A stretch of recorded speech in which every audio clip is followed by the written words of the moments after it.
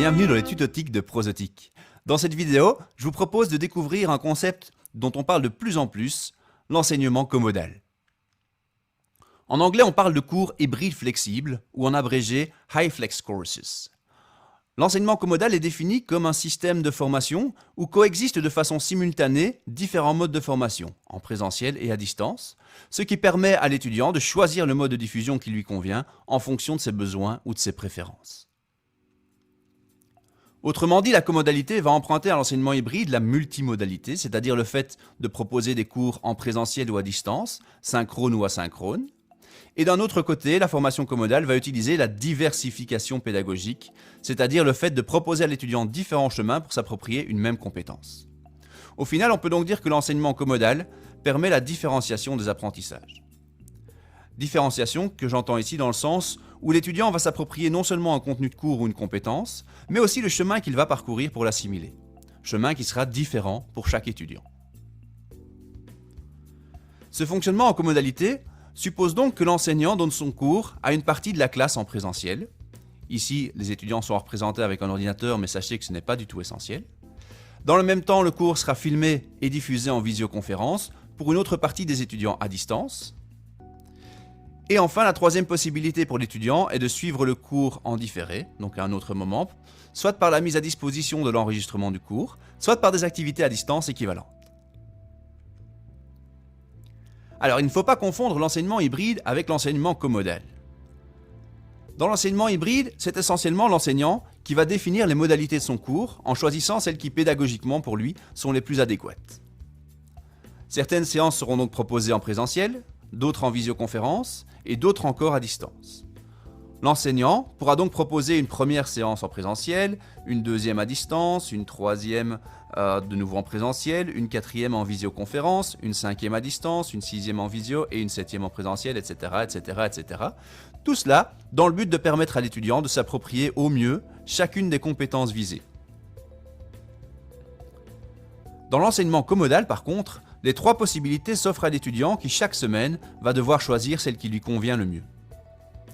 L'enseignant, lui, aura préparé chacune des séances selon les différentes modalités. Ça représente beaucoup de boulot, mais une fois que c'est fait, je pense qu'on peut en être très fier.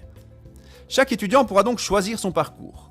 Par exemple, Victor choisira peut-être de suivre la plupart des cours en présentiel, alors que Laura préférera suivre les cours en visioconférence.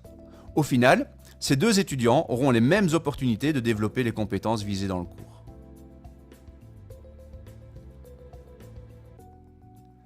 On peut sans doute imaginer que la pratique de l'enseignement comodal risque bien de s'ancrer dans le fonctionnement de l'enseignement en général, et encore plus dans la formation d'adultes, même au-delà des restrictions sanitaires liées au Covid. Ce mode de fonctionnement pédagogique peut présenter certains avantages que je vais vous présenter. Tout d'abord, les étudiants qui habitent loin de l'établissement peuvent décider de faire les déplacements ou non, selon leurs préférences.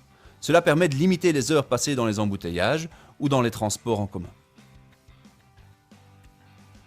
Cela avec pour corollaire, à plus long terme, que l'établissement peut atteindre un public étudiant plus distant.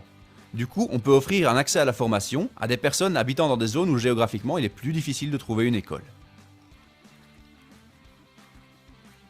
Deuxièmement, lorsqu'on enseigne à un public adulte, il n'est pas rare qu'un étudiant rate un cours ou une journée de cours pour remplir d'autres obligations, qu'elles soient familiales, professionnelles ou personnelles.